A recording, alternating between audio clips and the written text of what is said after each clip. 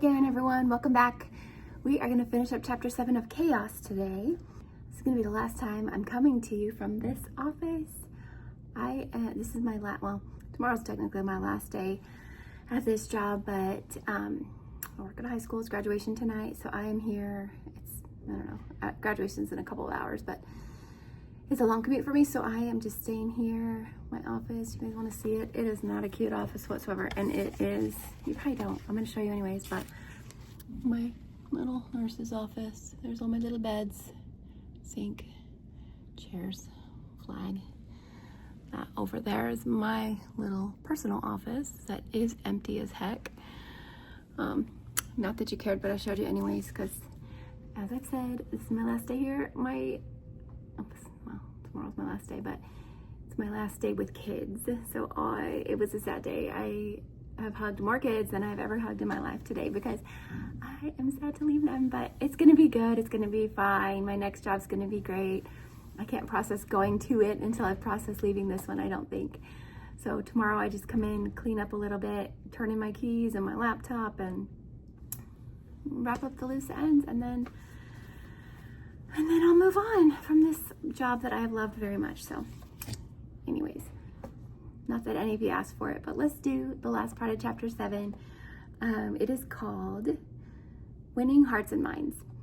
Okay, so knowing more about Chaos and COINTELPRO, I felt that men like Reeve Whitson were potentially much more common than I'd anticipated, always in peripheral, undefined roles. Part of the reason that Whitson seemed like such a wild card to me was that he appeared to have walked on the scene from nowhere. An outre, I'm not sure what that means, outre, I'll put it up here. Worldly man suddenly hobnobbing with the LAPD's top brass and key military figures and celebrities. It's so weird, right? I wanted others who fit that profile. To cover up an operation like Chaos, the agency needed friends in law enforcement, insiders who could make arrests, or just as important, not make arrests, or arrest and release, as we saw multiple times so far. The most promising but frustrating of my inquiries concerned an LAPD officer named William Herman. I could never connect him to Whitson or Manson, but he certainly fit the profile of someone who'd help with counterintelligence actions. When I was deep in the weeds of my Chaos research, split between feeling that I was onto something or that I was risking my credibility, Herman's was a name that came up several times, usually from sources I didn't quite trust or in arcane articles from the alternative press. What I heard about him was just plausible enough to get me to look closer. I'm glad I did. Herman's story hints at how intelligence agencies may have collaborated with police in Los Angeles. So there's a little bit of a theme, it seems like. A longtime lieutenant with the LAPD, Herman had an unusual background for law enforcement. He had a doctorate in psychology. That is an unusual background for law enforcement. But, well, I'm going to get ahead of myself, but Manson's parole officer also had a PhD in, I believe, psychology. And yeah, some real weird background that you wouldn't necessarily assume that that a parole officer would have. So it's very interesting. He specialized in quelling insurgencies. He developed one of the first computer systems to track criminals and predict violent outbreaks in cities. Daryl Gates, the head of LAPD from 1978 to 1992, hailed him as a genius, praising his technical aptitude in particular. But Herman's work wasn't limited to Los Angeles or even to the United States. My FOIA request to the FBI yielded a collection of redacted documents detailing his extensive employment history. Concurrent with his time in the LAPD, he worked under contract for a dizzying list of American intelligence and military agencies: the Air Force, the Secret Service, the Treasury Department, the President's Office of Science and Technology, the Institute for Defense Analysis, the Defense Industrial Security Clearance Office, that one was a mouthful, and the Defense Department's Advanced Research Projects Agency. When did he have time to do all this? I mean, that's a lot of stuff.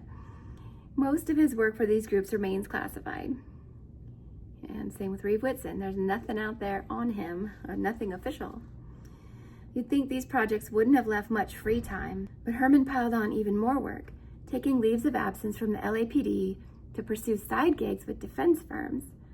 These had opaque generic names like Electro-Optical Systems, System Development Corps, and Control Data Corps.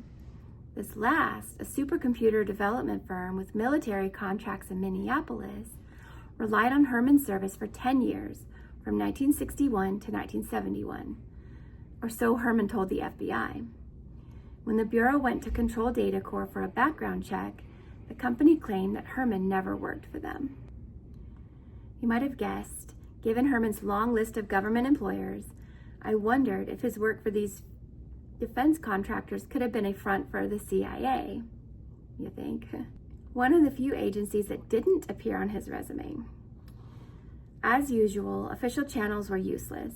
My FOIA request to the CIA for Herman's records yielded the same, neither confirm nor deny, response that Reeve Whitson's had. I did find, however, a record of Herman's overseas work, much of which he conducted while still employed with the LAPD. Having spent 4 months in 1967 training Thai police in counterinsurgency tactics. This guy has had a very interesting life. Herman returned to Asia in September 1968 to join the U.S. effort in South Vietnam. Documents from the National Archives in College Park, Maryland, listed him as a scientific advisor to the Army. His responsibility was to train South Vietnamese police in paramilitary techniques to deploy against Viet Cong insurgents. None of the records described those techniques in any detail, but the mere mention of them was enough to make me put a few things together. The dates of Herman's stint in Vietnam, his job description, his professional affiliations, and his training made it abundantly likely that he was working for a CIA project called Phoenix. I started jotting down all these CIA projects that I've come across, and the list is very long, and I try to keep track of all of them in my mind, but yeah, I don't know what Project Phoenix was. I will look into it though and report in the future. One of the most controversial elements in the agency's history. Now, they've had some controversial projects. So the CIA project called Phoenix, we're gonna have to look into that one, guys. If any of you know what it was before me, put it in the comments below. Lyndon Johnson had secretly authorized Phoenix in 1968. There's Lyndon Johnson again, that scoundrel. He's such a scoundrel. It was discontinued in early 71.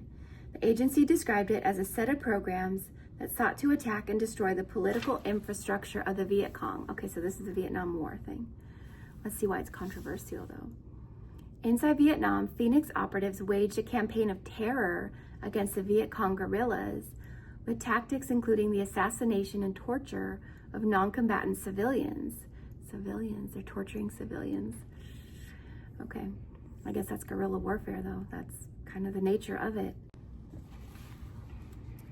Sorry guys, I keep getting interrupted. According to a 1971 congressional investigation, the program violated the codes of the Geneva Convention and rivaled the Viet Cong's own terrorism and its mercilessness. I thought all was fair in love and war. Just kidding, I know that's not true.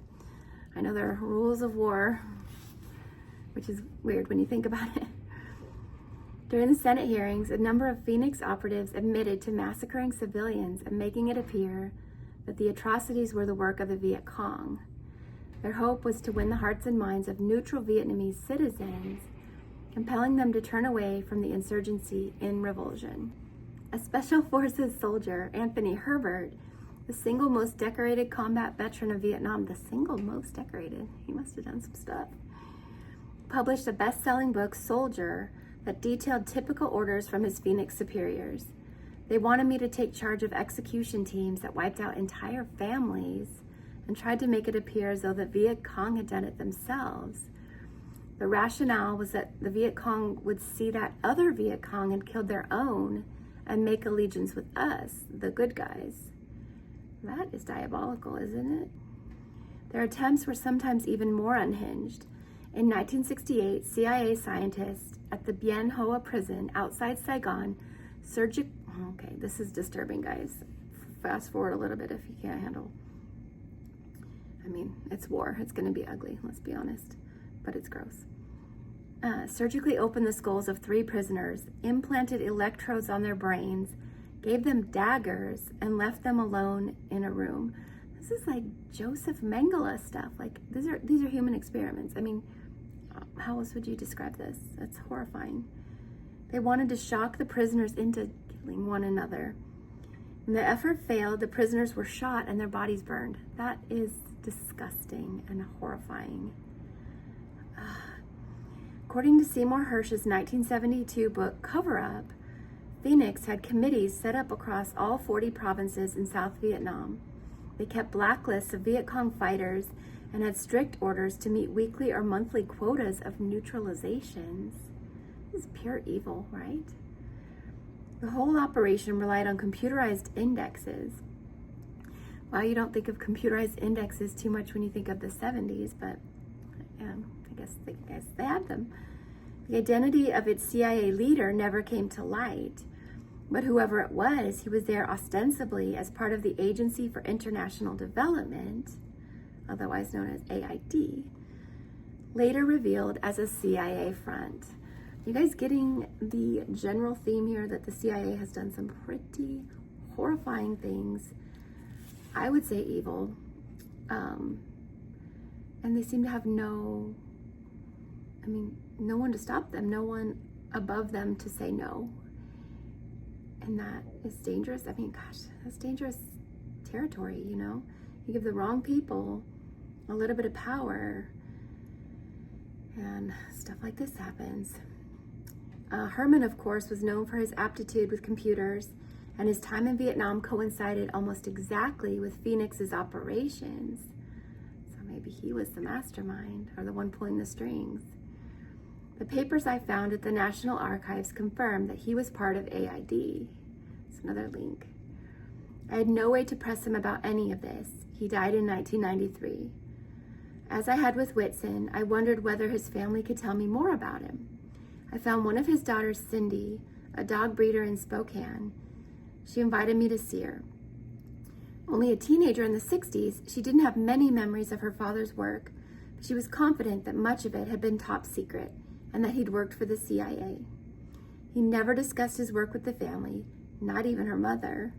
Again, these marriages, how do they work when everything, what you do all day is shrouded in mystery and secrecy? I don't think that would work for me too well, but I guess it works for some people. She was instructed never to talk about her father with anyone, including extended family. She knew he did undercover work, both while he was with the LAPD and afterwards. She showed me his passport. Visa stamps chronicled at least 4 trips to Vietnam between 1968 and 1970. Circumstantial, yeah, but I mean, it's something. Among his ID cards was one for the, I'm going to spell this, I don't know. I'm not even going to attempt it, guys, so sorry. Some sort of organization in Vietnam. She also shared several documents confirming Herman's participation in Phoenix. A framed memo from the U.S. Military Assistance Command, Vietnam, dated September 9th, 1968, advised all personnel that Herman was a member of the Pacification Task Force working for Ambassador Comer. Comer, first name Robert, was nicknamed Blowtorch Bob for his take-no-prisoners approach to warfare. He served 15 years in the CIA before arriving in Vietnam to work on Phoenix. According to Senate testimony, he was behind the program's notorious kill quotas. I mean, I'm not the ultimate judge, but I suspect he might be roasting somewhere since 1993. Just a guess. Okay, even Herman's ephemera captivated me. Cindy had held onto a photo of dozens of men on an airplane, captioned, "Bad guys leaving a bad spot after having been bad." Once he returned from Vietnam, Herman retired from the LAPD after more than 20 years on the force, embarking on a series of research gigs for various federal agencies. Again, all top secret.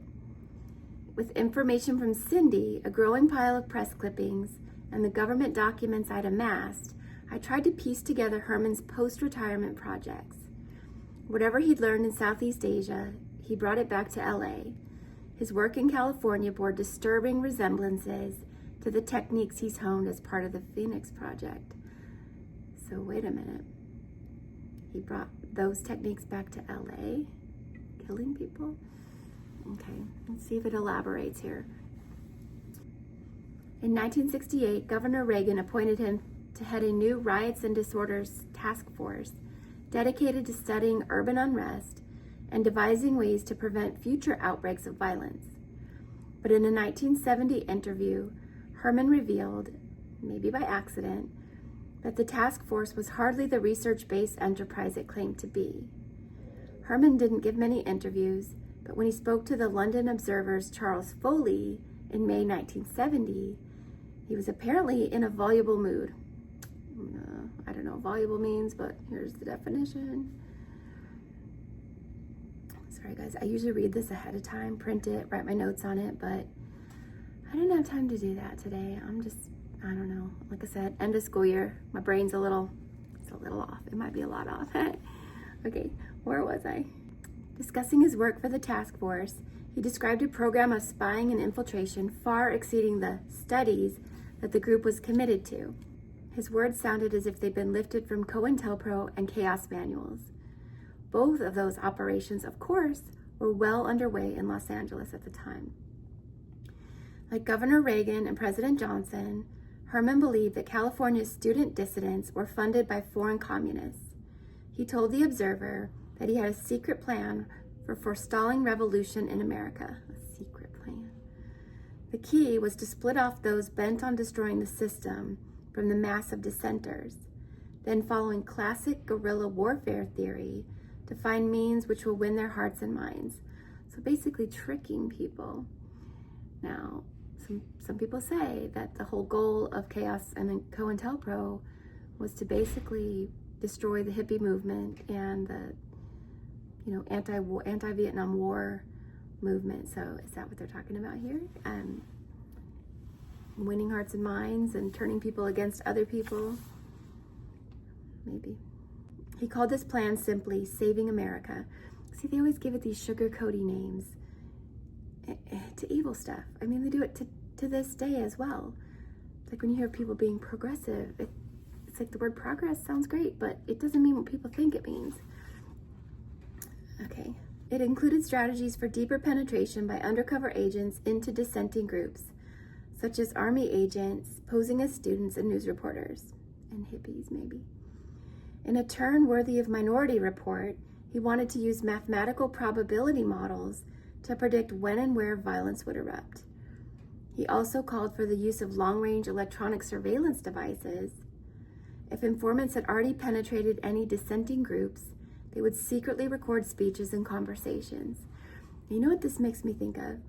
I know everyone says it, but I swear I know our phones are listening. I know they are, because you can say something completely random and then you get an ad for it.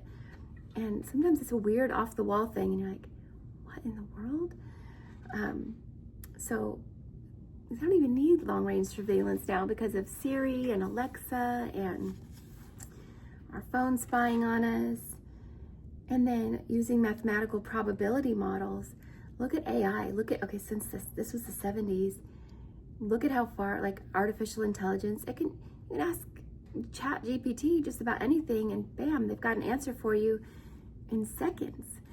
So think about the capabilities we have now, and if these are their goals now, I mean, are we all kind of doomed? I don't know. I mean, I try not to be a doom and gloom girl, but I have a lot more capabilities to do a lot more nefarious things. Let's just put it that way. What that information will be used for and how, Herman didn't say. He spoke of the task force in the future tense, making it hard to discern how operational its Saving America tactics were. Whatever the case, his brazen claims generated backlash from the left. His daughter showed me a flyer from the Students for a Democratic Society depicting him as a pig. Maybe he felt he'd said too much, or maybe his superiors told him so, but a few months later, he gave another, more circumspect interview. I'm surprised these CIA agents are giving interviews, to be quite honest. I thought they were, cloak and dagger mystery guys. Talking this time to the Sacramento Bee, he walked back some of his more chilling claims about saving America. Herman Bridle said in an article in the London Observer, the reporter wrote, quoting Herman, "The council could not set up a plan like that. We have a non-operational role. All we can do is review and fund projects suggested by local authorities." Yeah, right. Nice try. I mean, come on, man. All I was just a bean counter, pencil pusher. I didn't do anything, I swear. Not likely. Okay, saving America sounded a lot like COINTELPRO, which sounded a lot like chaos. They all ran together in part, it seemed, because they all shared notes. In June 2002, the San Francisco Chronicle published an investigative series detailing Governor Reagan's secret dealings with the CIA and the FBI, all part of his effort to halt what he construed as communist-sponsored anti-war movement in California. The Chronicle revealed an internal FBI memo from July 1969 when Herbert Ellingwood, one of the government's top advisors, visited FBI headquarters to discuss Reagan's plans for the destruction of disruptive elements on California campuses. As the Chronicle reported, Ellingwood asked the FBI for intelligence information against protest groups. The FBI had secretly given the Reagan administration such assistance in the past. J. Edgar Hoover himself approved the request. The FBI suggested that the California state government might attack dissidents through a psychological warfare campaign. Might this be what Manson was involved in? I mean, he certainly manipulated people's minds. If that's what Reagan wanted, he didn't have to look far. In his own circle of advisors was Herman, the chairman of the Riots and Disorders Task Force, a veteran of Phoenix, and a man whose anti-leftist ideas jibe perfectly with the Reagan administration in Sacramento, to say nothing of the FBI's and the CIA's. In 1978, a congressional committee uncovered evidence that the CIA had operatives in at least one city's DA's office in the late 60s. So would that be Bugliosi? Let me read that again. In 1978, a congressional committee uncovered evidence that the CIA had operatives in at least one city's district attorney's office in the late 60s. Could it have been LA? Could it have been Bugliosi? I don't know. Is that what they're hinting at? I don't know. I wondered if a similar situation existed in Los Angeles, and if so, who those operatives might have been. It wouldn't have been too difficult an agency to penetrate. At the time of the Manson murders in 1969, the district attorney of LA was Evel Younger, whose resume linked him to tons of intelligence work. Decades earlier, he'd been one of the top agents of Hoover's FBI. In 1942, he left the Bureau to join the Office of Strategic Services, so the OSS. Trained in espionage and counterintelligence techniques, he opted to enroll in law school after the war. In the 50s, Younger was elected to the bench before becoming LA District Attorney in 1964. A staunch Republican and friend of Governor Reagan, he was appointed head of a federal law and order task force in January 1969, organized by incoming President Richard Nixon to crack down on crime and internal threats to the nation's security. According to the 1974 book, Big Brother and the Holding Company, The World Behind Watergate, the politically ambitious Younger advised Nixon to appoint tougher judges, use more wiretaps, encourage space-age techniques and hardware space-age. Interesting. And support local police with better training and equipment.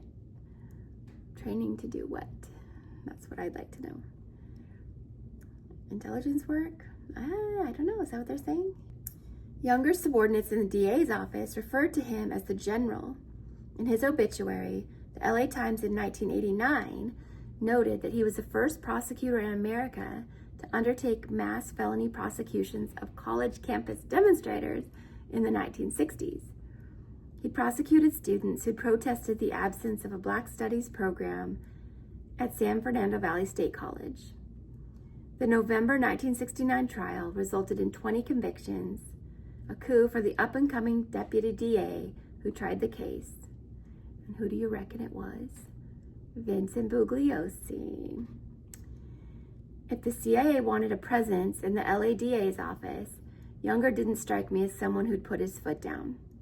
Nor did his second-in-command, Lynn Buck Compton, who'd been an LAPD detective before getting his law degree and joining the DA's office. Compton was the lead prosecutor in the trial of Sirhan for the assassination of Robert F. Kennedy. So let me read that again. I've got to get it straight in my brain.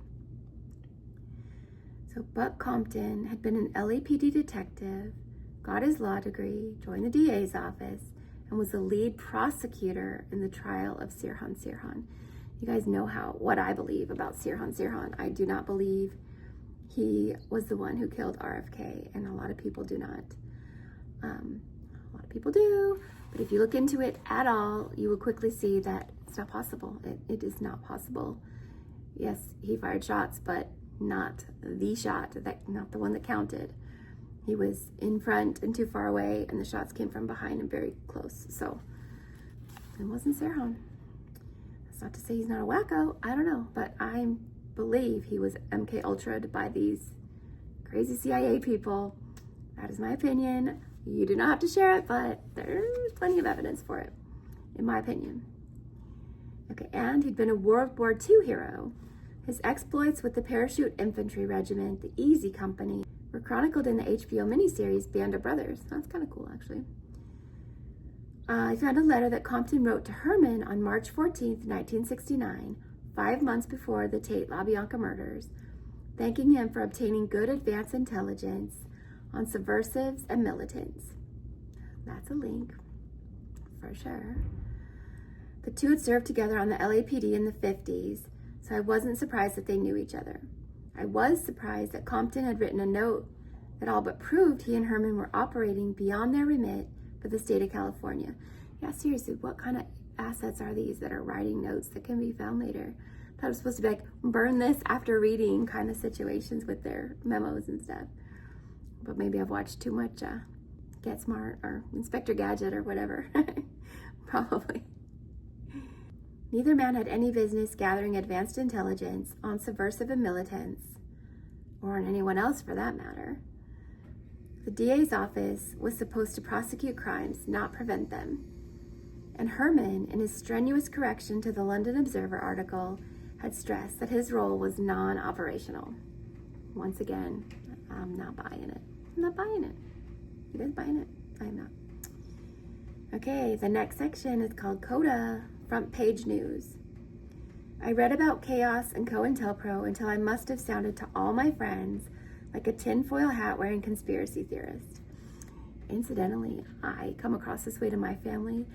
However, I have a cousin who we are absolutely on the same page. So we just kind of share our tinfoil hat stuff amongst ourselves.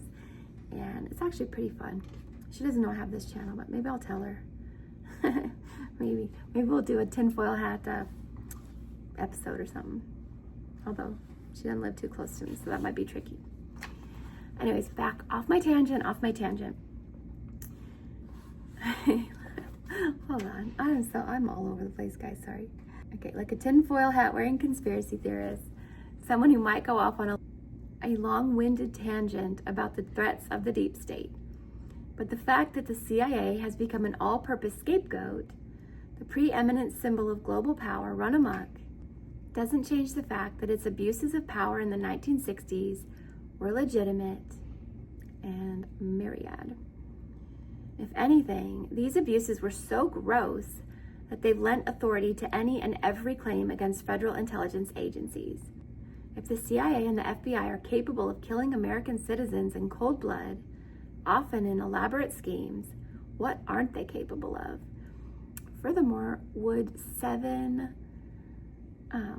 souls even matter? Would that even be a blip on their radar if they were having no problem, taking out innocent civilians in other parts of the world? I mean, it's not too much of a stretch to me. I mean, what's a few more lives? Who cares, right? That's not what I think, but that's how they come across. There had been a day in the summer of 1969 when the major elements for my reporting collided on a single page of the LA Times. An August 12th article about the DA's argument in the UCLA Panther murder trial ran next to a piece on the LAPD's theory that the LaBianca killers were imitating the people who'd murdered the Tate victims the night before. Now, obviously, these people, the family, Manson and his girls, and Tex Watson, were convicted of both. Well, like I said, I told you guys about that theory that it was all a hoax and that the LaBianca murders were like a mob hit or something. I know it sounds ridiculous. I know it does. When I hear it coming out of my mouth, I know it sounds ridiculous, but I, once again, will link that article. It's long, but it's pretty good. It's kind of compelling. I don't know if you all have tinfoil hats like I do, but it's pretty fascinating. I don't know what to think about it. Tell me what you guys think if you read it. Okay, onward. Onward. The irony was that both of these stories were wrong. The LaBianca murders weren't the work of a copycat killer. Or were they? And the police should have known by then the real power play at UCLA was perpetrated by the FBI. I was tantalized by the juxtaposition of the two items, by how much of the news in them was flawed when it was first reported, and by how much of it might be flawed still. Now, speaking of CIA projects, Project Mockingbird is the one where the press, the news, the press is putting out basically what they want us, what the powers that be want us to believe, by the CIA, I guess. And so, do we give these reporters the benefit of the doubt that they just were not very good at reporting, or they didn't have all the information? Or is this by design and a Project Mockingbird, fallout from Project Mockingbird? Manson's race war motive dovetailed almost too perfectly with the goals of these federal agencies and the DA's office. In programs like Chaos and COINTELPRO, and in people like Reeve Whitson, William Herman, and Buck Compton, I saw the potential for a major turn in my reporting, even as I tried to accept that so much of what they did would always be untraceable. Still, if nefarious plots from the CIA and FBI had eventually exploded into public view, I thought I should at least try to see where my hunches led me. What I wanted to answer was this: how did a body like the Los Angeles DA's office exert its political force? If it wanted to be of service to a higher agency, like the FBI or the CIA, would that be easily accomplished? Or was I veering too much into the realm of the paranoid? I know it is true, like you see major crimes and, the hometown detectives and stuff get pissed whenever the FBI wants to step in sometimes. Maybe we've seen that on movies and stuff too much, and so we naturally think that they wouldn't get along. Maybe it's just a tactic to throw us off. Who knows?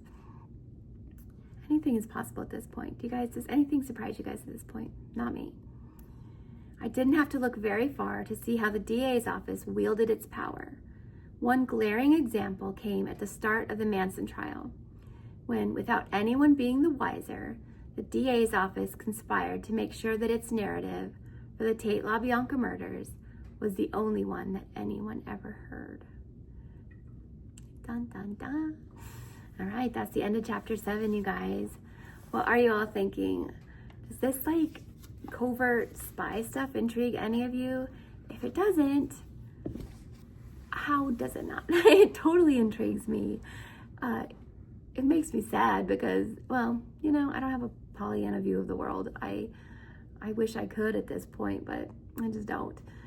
It makes me sad, that much of what we've been taught and what we know is an absolute lie, which makes me question anything that I've ever been taught sometimes. I'm like, wait, the official narrative is BS.